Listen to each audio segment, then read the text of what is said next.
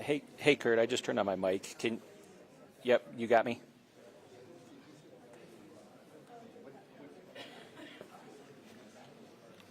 Okay, thanks. Yep, check from Jim, 1-2, check 1-2, check 1-2. Hey guys, just so that you know, we're about 3 or 4 rows deep here. It's not going to be very easy to hop in front of a camera after this thing. Or before it? Yeah, or before. There's got to be more than 100 people in this room.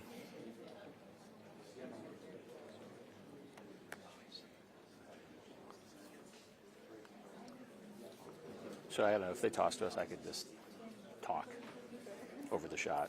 That's fair.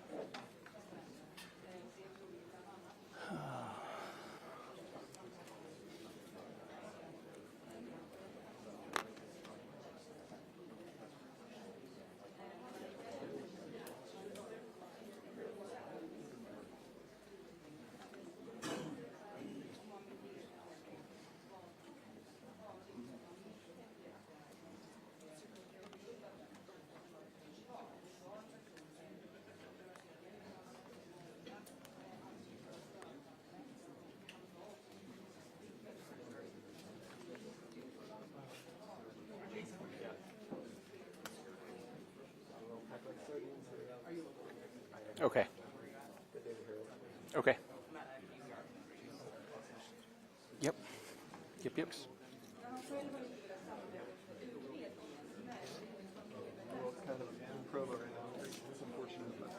How long have you been at 2? 7 years now. Yeah, July just hit 7 years. You know, and I worked out there. I worked when we were out in West Valley. Oh, really? Yeah. Okay. I was the photographer at the telescene stage. I did commercial work. And I'd go out on stand-ups now and then. But so anyway, Yeah. then I went freelance. And, Okay, gotcha. Yeah.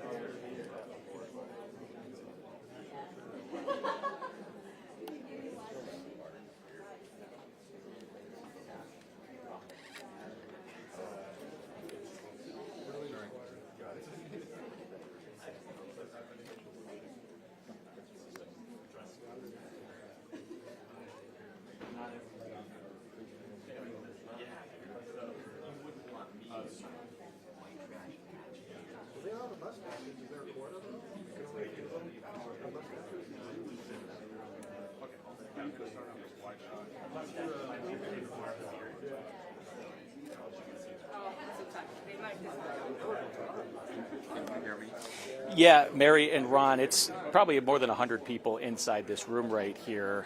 We are in Provo, and it's about 3 or 4 people deep. So not have a lot of room to move around right now to hop in front of the camera, but you are taking a live look right now at the podium, where any minute now we are expecting, as you mentioned, Utah County Attorney Jeff Gray to come to the podium and officially announce charges.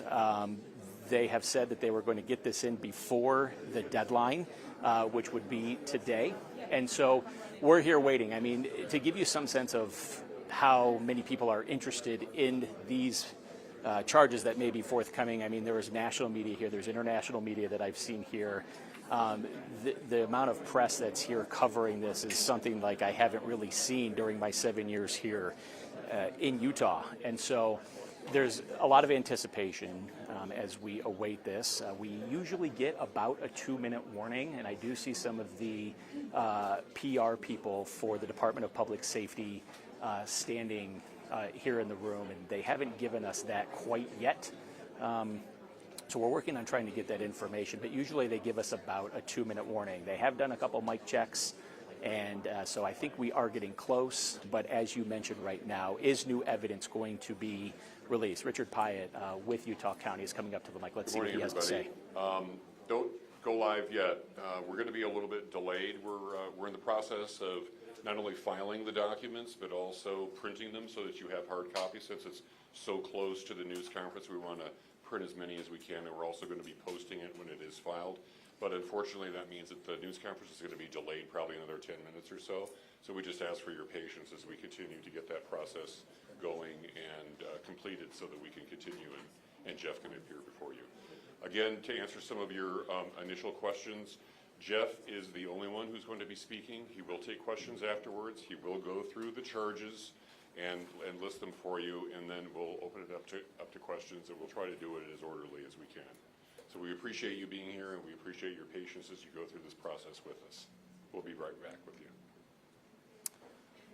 So who you just heard from right there is Richard Pyatt. He's a spokesperson for Utah County, which is the county where this murder happened in. And as you just heard him say, we're delayed a little bit. As Ron, you said, that is expected. It happens a lot of times in these types of situations. Obviously, with the amount of interest here, they're trying to get the charging documents finalized and then printed out copies. One thing that we did learn that I didn't know coming into this is were they going to answer any questions?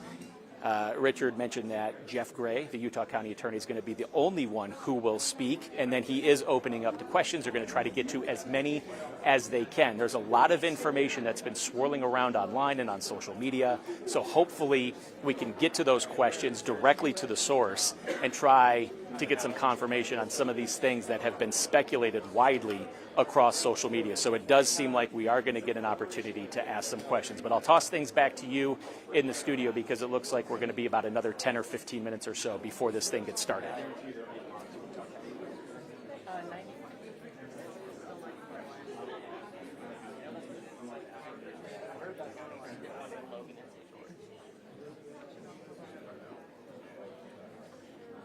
The charging documents.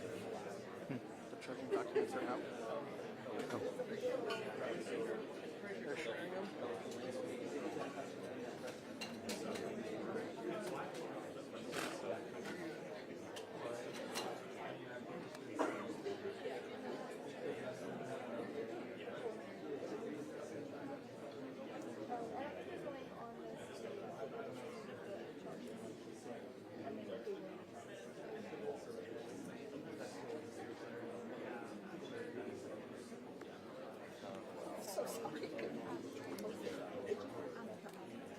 It's 5 pages.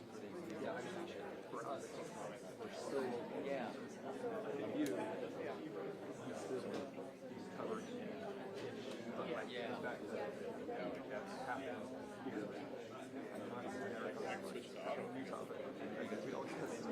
Nobody has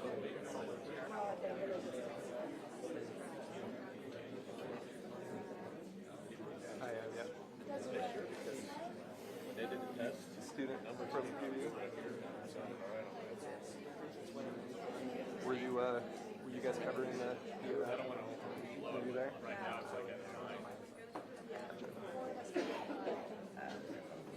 9. Do you know Nathan Dunn? One thing we could do. So you said that people are looking through them? He graduated last week. Yeah, I just saw them looking at it. KSL and What was that? ABC Nash. Not with us. He started at Utah State, so I worked with him up there, and then I transferred to Utah Valley. No, I bet you they would be like vehemently reading through them. Maybe it was something else. Maybe. Well, I'm glad you guys are here covering. Do as much reporting as you can on this, right? I mean, it's horrible that you happen to be in school during the biggest stuff that's ever happened in school. So.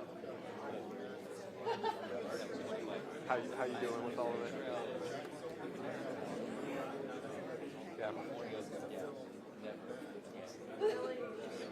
Back to school Wednesday? Tomorrow?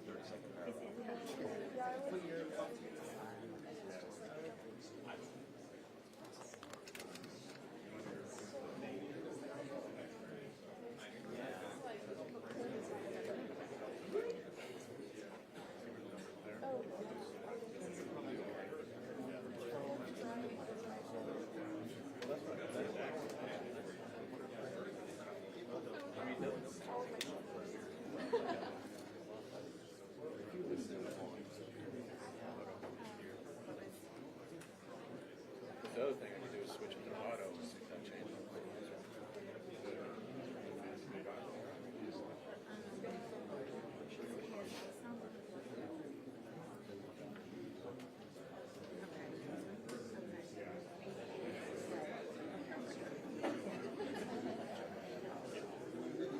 Yeah, I heard it sounds good.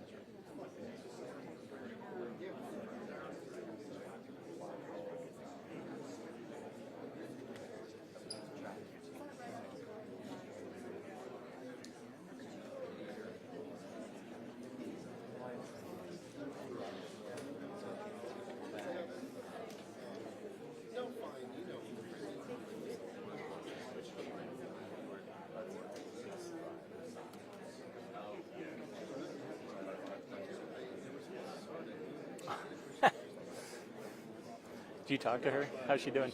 Good. Yeah. Yeah. If you're talking to her, tell her I said hey.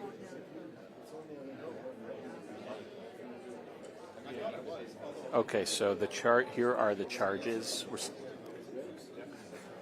We're still the charges are there. We're looking for the document. Okay.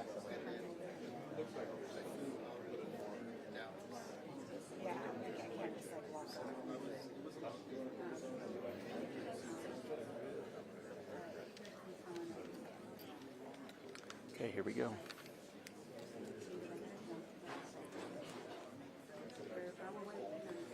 All right, hey, feed room, here we go. Okay, ladies and gentlemen, we're to begin. My name is Richard Pyatt. I'm the communications manager for Utah County. I'm working with the Utah County Attorney, Jeff Gray, as he handles this case and as the county deals with the publicity surrounding this case. We appreciate your being here. Jeff will enumerate the charges and detail what the county's findings are up to this point, and then he will take questions. The number of questions may be limited, however. I may cut it off. I may assist him in helping to pick the people who are asking the question. We just ask that you keep the questions to the process of what we're talking about and refrain from asking questions that speculate or get into the political dynamic of the case. For Utah County, this is a murder case, and we're trying a murder case. We're trying to keep the questions to that, but I understand that you're under pressure and have a lot of different questions, and we'll try to answer them. We're joined today by our sheriff and our prosecution team and our county commissioners. Jeff is going to be the only one speaking right now, and I'll introduce right now County Attorney Jeff Gray.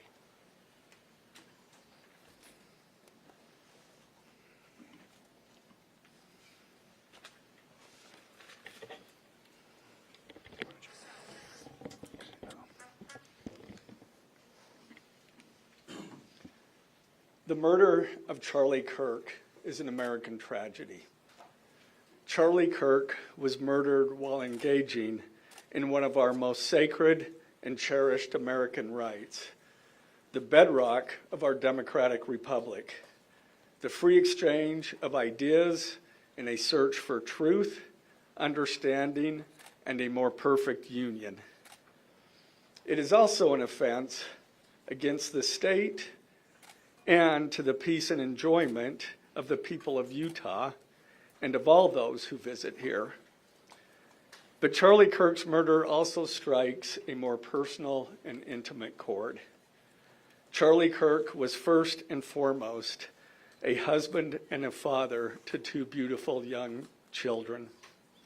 He was a son, he was a brother, and a friend. Like all murders, the senseless and needless taking of Charlie Kirk's life has shattered the lives of those he loved and those who loved him. To Charlie's wife, Erica, his two young children, his parents, his family, and his friends, I express my sincere condolences and offer my heartfelt prayers on your behalf. I also want to express my concern for everyone who was at Charlie's Turning Point USA event at the Utah Valley University, and all who have been impacted by this tragedy. As county attorney, I am charged with bringing justice to those who offend our laws. I am charged with bringing justice for those who are harmed. I am charged with bringing justice for Charlie Kirk. I am committed to these aims. I take this responsibility seriously. Today, after reviewing the evidence that law enforcement has collected thus far, I am filing a criminal information charging Tyler James Robinson, age 22, with the following crimes. Count 1, aggravated murder, a capital offense, for intentionally or knowingly causing the death of Charlie Kirk under circumstances that created a great risk of death to others. Count 2, felony discharge of a firearm causing serious bodily injury, a first-degree felony. The state is further alleging aggravating factors on counts 1 and 2 because the defendant is believed to have targeted Charlie Kirk based on Charlie Kirk's political expression and did so knowing that children were present and would witness the homicide. The state is also charging defendant with count 3, obstruction of justice, a second-degree felony for moving and concealing the rifle used in the shooting. Count 4, obstruction of justice, a second-degree felony for disposing the clothing he wore during the shooting. Count 5, witness tampering, a third-degree felony for directing his roommate to delete his incriminating texts. Count 6, witness tampering, a third-degree felony for directing his roommate to stay silent if police questioned him. And count 7, commission of a violent offense in the presence of a child, a Class A misdemeanor, for committing homicide knowing that children were present and may have seen or heard the murder and did so based on Charlie Kirk's political expression. Also, following the press conference, I am filing a notice of intent to seek the death penalty. I do not take this decision lightly, and it is a decision I have made independently as county attorney, based solely on the available evidence and circumstances and nature of the crime. Because we are seeking the death penalty, the defendant will continue to be held without bail in the Utah County Jail. Turning to the 10-page information, these are the allegations. On September 10th, 2025, at approximately 12:23 p.m., Charlie Kirk was shot and killed while speaking to a large crowd on the campus of Utah Valley University in Orem, Utah. Police found the suspected murder weapon, a bolt-action .30-06 rifle, nearby. Over the next approximately 33 hours, police conducted a manhunt for the shooter until the evening of September 11th, 2025, when Tyler James Robinson surrendered to police at the Washington County Sheriff's Office. DNA consistent with Robinson was found on the rifle's trigger. After shooting Mr. Kirk, Robinson hid the gun, discarded the clothing he wore when he fired the rifle, and told his roommate to delete incriminating text messages and not talk to police. Children were present at the time of the shooting. The shooting. Turning Point USA, a nonprofit organization founded in 2012 by Charlie Kirk, organized a public outdoor event to be held at noon on September 10th, 2025 at UVU. The event was the first in a series of similar events to be held at college campuses nationwide. Mr. Kirk is a well-known conservative activist famous for these type of events where he discusses various political issues and debates with audience members. His events and comments have garnered a significant number of supporters and drawn the ire of many who disagree with his political views. The event at UVU was announced far in advance and garnered significant publicity and interest. Consequently, several hundred people attended. Mr. Kirk was interacting with a crowd before the event officially got underway. Then, at approximately noon, Mr. Kirk seated himself under a portable canopy behind a table and microphone. He began speaking to the crowd and fielding questions from attendees, a format Mr. Kirk commonly used at his events. Mr. Kirk allowed his questioners to approach a microphone positioned directly in front of him.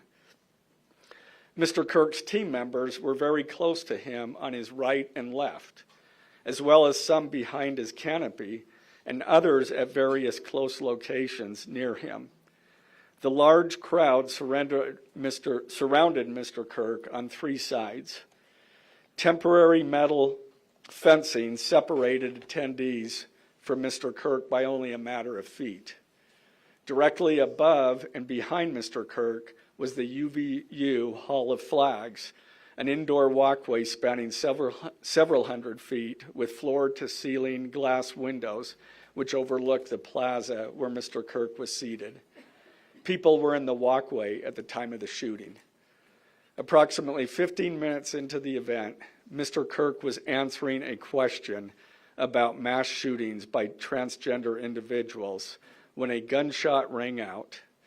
The bullet struck Mr. Kirk in the neck. He slumped to the ground almost immediately. The bullet's trajectory passed closely to several other individuals beside Mr. Kirk, including the questioner who was standing directly in front of Mr. Kirk. Children were visible near Mr. Kirk's stage when he was shot.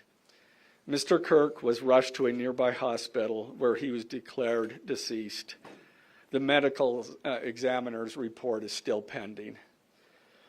So UVU surveillance. So at the moment of the shot, a UVU police officer was watching the crowd from an elevated vantage point.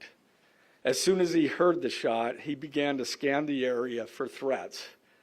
Believing the shot came from a rifle because of its sound, he looked for potential sniper positions. He noted a roof area approximately 160 yards away from Mr. Kirk as a potential shooting position and rushed there to look for evidence. The suspected shooting position is adjacent to an open, publicly accessible walkway. To access the suspected location, A person must climb over a railing and then drop to the roof only slightly below. The UV officer climbed over the railing and down onto the roof. He then walked to the suspected shooting position and confirmed a clear shooting corridor between the position and Mr. Kirk's seat. He also noticed markings in the gravel rooftop, consistent with a sniper having lain on the roof, impressions in the gravel potentially left by the elbows, knees, and feet of a person in a prone shooting position. Police reviewed surveillance from the camera covering the roof and discovered that it recorded an individual dressed in dark clothing cross the railing from the public walkway and drop onto the roof at approximately 12:15 p.m.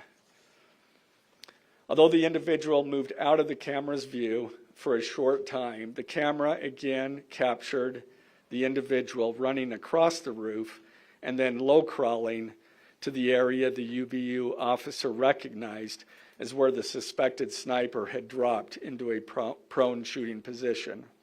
After a short time, which matches the known time of the shot, the individual arose and ran across the roof to the northeast. This discovery led to an intensive review of UVU surveillance recordings to attempt to track and identify the suspect. Surveillance revealed the following. At approximately 11:51 a.m., the suspect entered campus from the north.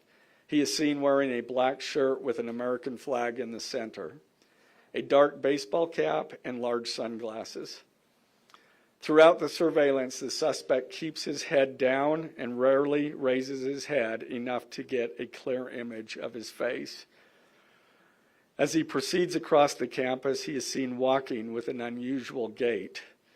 The suspect walks with very little bending in his right leg, consistent with a rifle being hidden in his pants. This unusual gait continues until the suspect is seen crossing the railway off the open walkway and onto the roof, where he leaves the camera's view. A camera later captures the suspect as he runs across the roof to the suspected shooting position.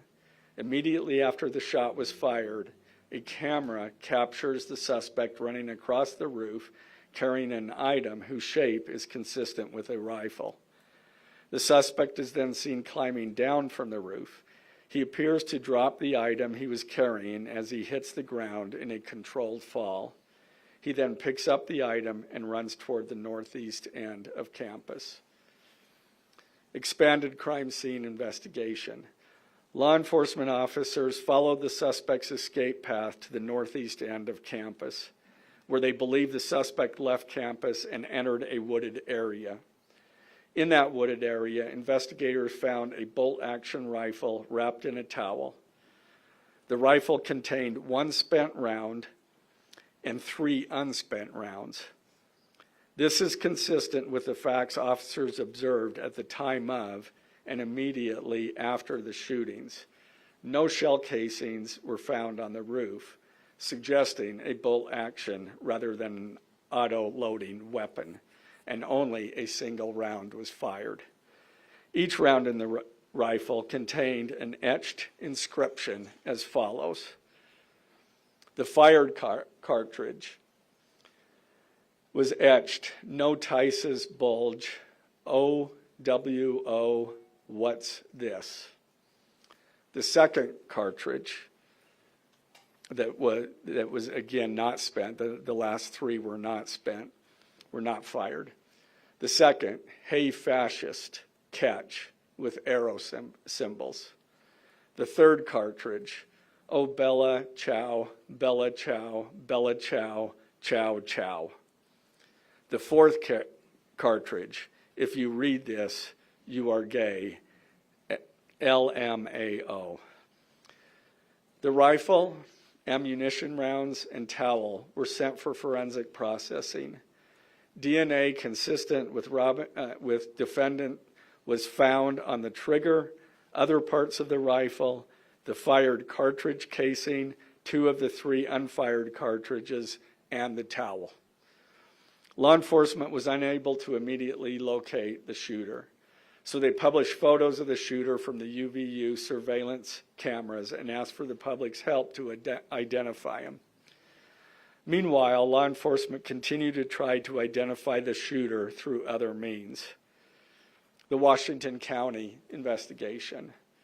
On the evening of September 11th, 2025, as law enforcement continued their investigation, Tyler James Robinson went to the Washington County Sheriff's Office with his parents and a family friend to turn himself in. Robinson's mother stated that the following to police. On September 11th, 2025, the day after the shooting, Robinson's mother saw the photo of the shooter in the news and thought the shooter looked like her son. Robinson's mother called her son and asked him where he was. He said he was at home sick and that he had also been at homesick on September 10th. Robinson's mother expressed concern to her husband that the suspect shooter looked like Robinson. Robinson's father agreed. Robinson's mother explained that over the last year or so, Robinson had become more political and had started to lean more to the left, becoming more pro-gay and trans rights oriented. She stated that Robinson began to date his roommate, a biological male who was transitioning genders. This resulted in several discussions with family members, but especially between Robinson and his father, who have very different political views. In one conversation before the shooting, Robinson mentioned that Charlie Kirk would be holding an event at UVU, which Robinson said was a stupid venue for the event. Robinson accused Kirk of spreading hate. Robinson's father reported that when his wife showed him the surveillance image of the suspected shooter in the news, he agreed that it looked like their son. He also believed that the rifle that police suspected the shooter used matched a rifle that was given to his son as a gift. As a result, Robinson's father contacted his son and asked him to send a photo of the rifle. Robinson did not respond.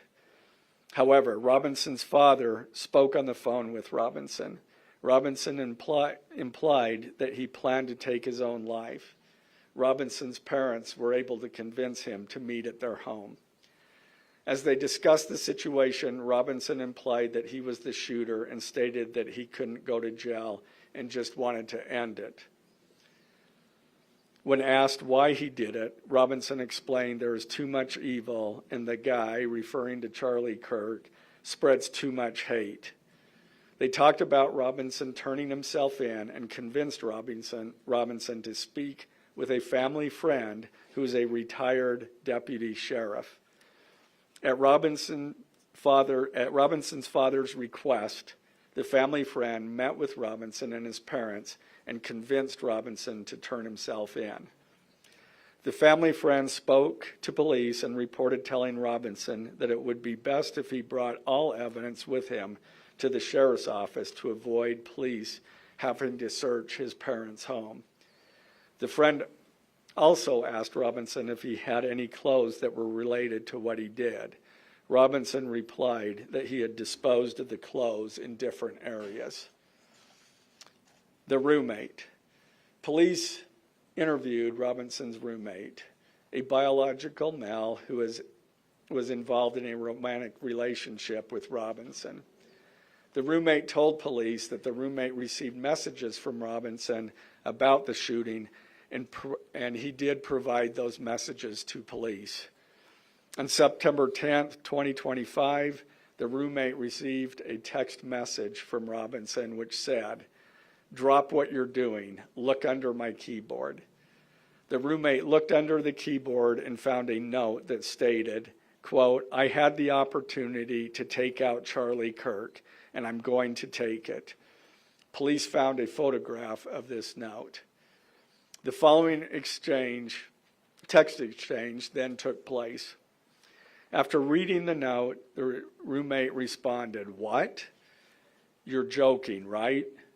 Robinson, I am still okay, my love, but am stuck in Orem for a little while longer yet. Shouldn't be long until I can come home, but I gotta grab my rifle still. To be honest, I had hoped to keep this secret till I died of old age. I am sorry to involve you. Roommate, you weren't the one who did it, right? Robinson, I am. I'm sorry. Roommate, I thought they caught the person. Robinson, no, they grabbed some crazy old dude, then interrogated someone in similar clothing.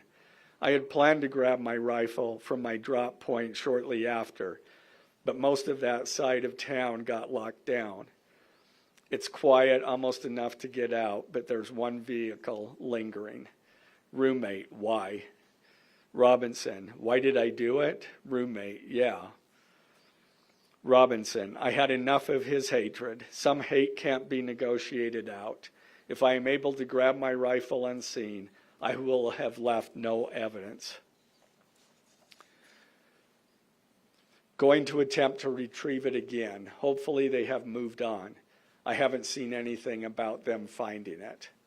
Roommate, how long have you been planning this? Robinson, a bit over a week, I believe. I can get close to it, but there is a squad car parked right by it.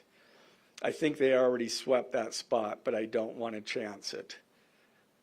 Robinson again, I'm wishing I had circled back and grabbed it as soon as I got to my vehicle. I'm worried what my old man would do if I didn't bring back Grandpa's rifle. IDEK if it's had a serial number, but it wouldn't trace to me. I worry about prints. I had to leave it in a bush where I changed outfits. Didn't have the ability or time to bring it with. I might have to abandon it and hope they don't find prints. How the F will I explain losing it to my old man? Only thing I left was the rifle wrapped in a towel. Remember how I was engraving bullets? The F in messages are mostly a big meme. If I see notice bulge UWU on Fox News, I might have a stroke all right. I'm going to have to leave it. That really effing sucks. Judging from today, I'd say Grandpa's gun does just fine, IDK. I think that was a $2K scope. Wink, wink. Robinson again, delete this exchange. Again, Robinson, my dad wants photos of the rifle. He says Grandpa wants to know who has what. The feds released a photo of the rifle, and it is very unique. He's calling me, RN, not answering. Robinson, since Trump got into office, my dad has been pretty diehard MAGA. Robinson, I'm going to turn myself in willingly. One of my neighbors here is a deputy for the sheriff. Again, you are all I worry about, love. That came from Robinson. Roommate, I'm much more worried about you. Robinson, don't talk to the media, please. Don't take any interviews or make any comments. If any police ask you questions, ask for a lawyer and stay silent. The search for Robinson's residence. Police executed a search warrant on Robinson's residence. During that search, police discovered a shell casing with etchings like the etchings found on the shells in the rifle near UVU. Police also found several target boards with bullet holes in Robinson's home. Now, as I stated in the beginning, when I read those allegations, these are allegations. And like the evidence set forth in this statement, those allegations, what you've heard from the media, even from state and federal officials, has not been tested in the crucible of a jury trial. I understand the public's desire to know the facts. My own family members have pressed me for information. Why are we reluctant to share the details of the investigation itself and comment on the case, because I want to ensure a fair and impartial trial. I became a prosecutor because of my love for the ideals of this great country and the principles embedded in our Constitution. The free exchange of ideas and opinions is critical to this great American experiment, but so too are the protections afforded to the accused found in the Fifth and Sixth Amendments: the right against self-incrimination, the right to a speedy and public trial, the right to the effective assistance of counsel, the right to confront one's accusers, and the right to compel the attendance of witnesses. And perhaps most importantly, under our Constitution, the accused is presumed innocent until we, the state, prove to an impartial jury of defendant's peers his guilt beyond a reasonable doubt. That jury cannot rely on our allegations, on what they hear in the news, or on what they hear from a public official. The jury is the sole trier of fact, and they will ultimately determine those facts based on evidence a trial judge has determined is admissible. Again, as prosecutors, we bear the burden to prove guilt beyond a reasonable doubt. But make no mistake, we welcome this burden. I'd like to now introduce my trial team who will be charged with prosecuting the case. This is a veteran and expert team of some of the state's best trial attorneys. Chad Grunander, who is one of my two chief deputies, Ryan McBride and David Sturgill on the far right there. And those two were very much involved in preparing search warrants, did a phenomenal job, worked day and night to see that accomplished well after he was, Robinson was taken into custody. Also, Lauren Hunt, she is one of our special victims prosecutors, and Chris Ballard, my second chief deputy, who will be handling motions. I'm going to explain just the procedural steps. We're not a grand jury, we don't have a grand jury system like the federal courts do. It's a preliminary hearing system. So the arrest and filing of the criminal information are merely the first steps in the criminal justice process. Today at 3 p.m., the defendant will appear before a judge in the Utah 4th District Court for his first appearance to be informed of these charges and to ensure that he has an attorney to represent him. The hearing will be brief. The judge will conduct that first appearance virtually via WebEx. This is not unusual. In the 4th District, all felony first appearances for defendants who are in custody are held virtually. A link to that hearing is available for media on the Utah State Court's X account at Utah State Courts. Now, following defendant's first appearance, he will be entitled to a preliminary hearing. At that hearing, the state will be required to show probable cause that defendant committed the crimes. The purpose of the preliminary hearing is not to determine guilt, but simply to assure the court that the prosecution has enough evidence to proceed to trial. If a judge finds probable cause and binds the case over for trial, an arraignment hearing will be held. At that hearing, a judge will again inform defendant of the charges against him and require him to enter a plea to each charge. The next step following the arraignment is an opportunity for the parties to file any relevant motions and then ultimately the trial itself. This case has generated a tremendous amount of interest across our nation and even the world. The public's desire for information is understandable, but it bears reiterating that this case will be tried in a court of law consistent with our Constitution, not the court of public opinion. Thus, we will only discuss with the press, discuss the case with the press occasionally. It will not be a day-to-day or even week-to-week occurrence, but we will only do so in a manner as not to jeopardize the fair trial process. Before I conclude, I want to express my appreciation for the tireless work of our local, state, and federal law enforcement officers.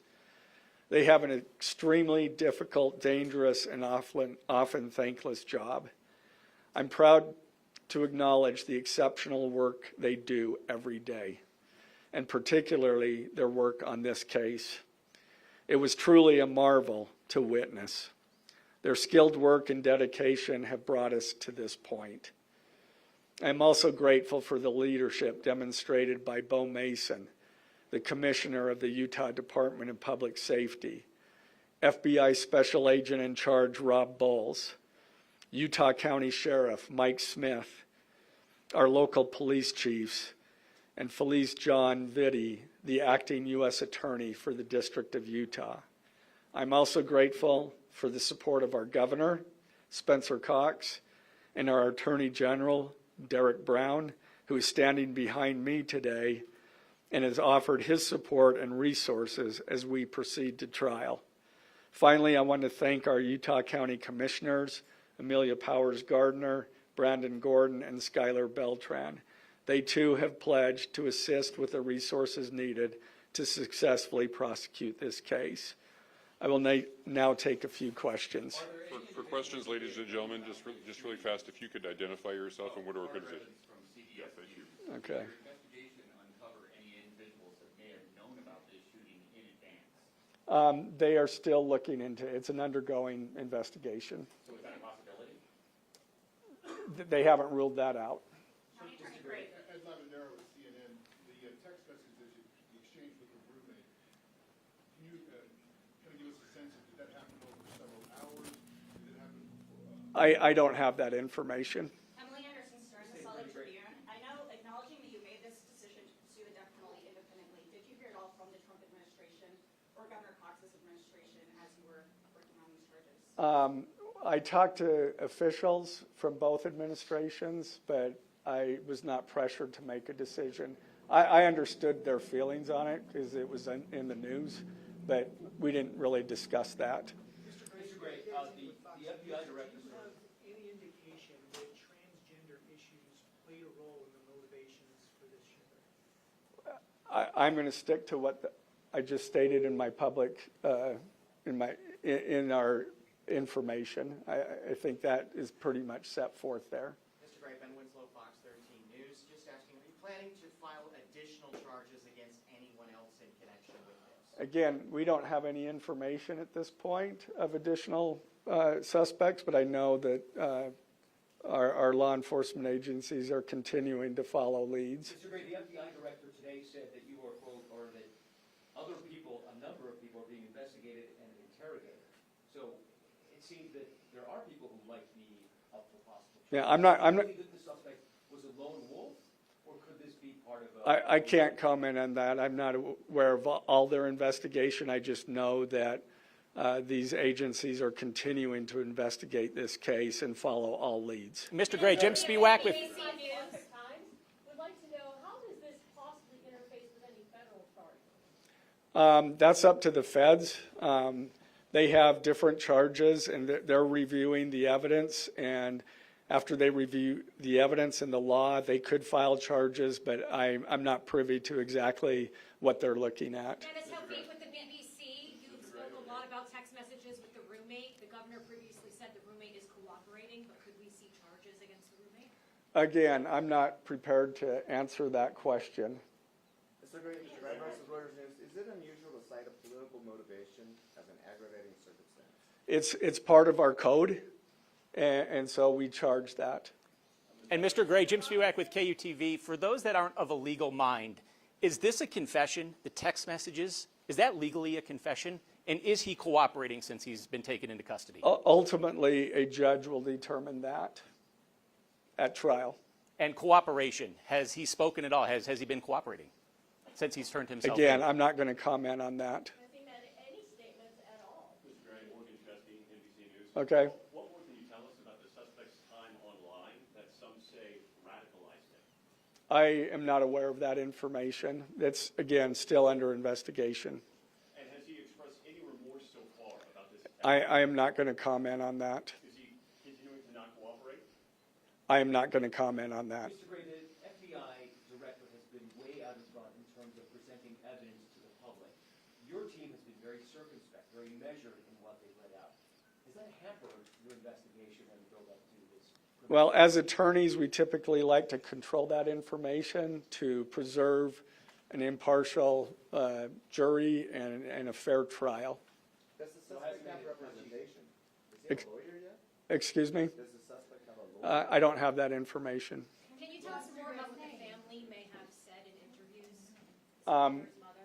What the family said is what I provided. Mr. Gray, do you anticipate that the defense will try to get this trial moved out of Utah County, and how will you respond to that? That from where? From Utah County? That the defense will be from Utah County? That they will try to get the trial moved to a different location? I couldn't predict what they're going to do. You say, is there any evidence to suggest that the timing of the shot and the question that was asked about mass shootings transgender, is that more than coincidence? That will be for a jury to decide. Mr. Gray, are you confident that the roommate had no part of this attack whatsoever? Again, I'm not going to comment on the evidence.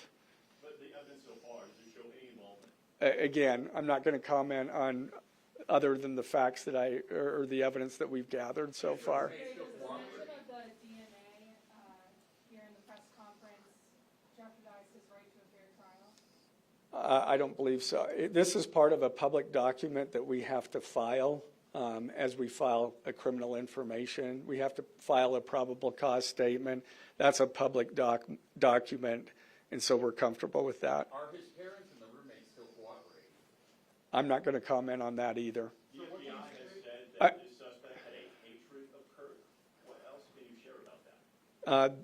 I can't share any more than what I've already said. Mr. I- Gray, Incredibly precise shot. Do you have any evidence that he went places to practice or have tracked his movements before the shooting that's given you insight into how he prepared? The evidence that I'm willing to share is what I just read in our statement. and it's in Mr. the- Gray, in did you the consult information. Erica We're gonna have Kirk to cut it about off seeking the there. death penalty?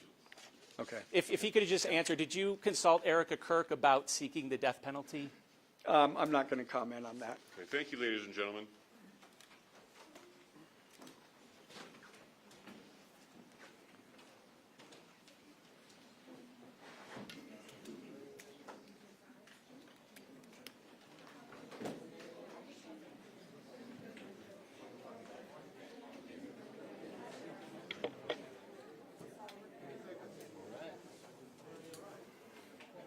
Okay, we're standing by.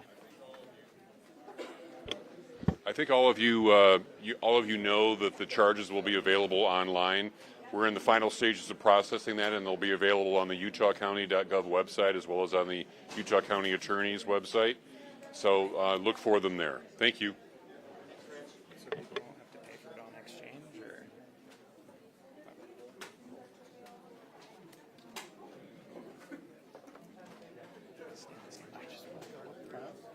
Just step over the line.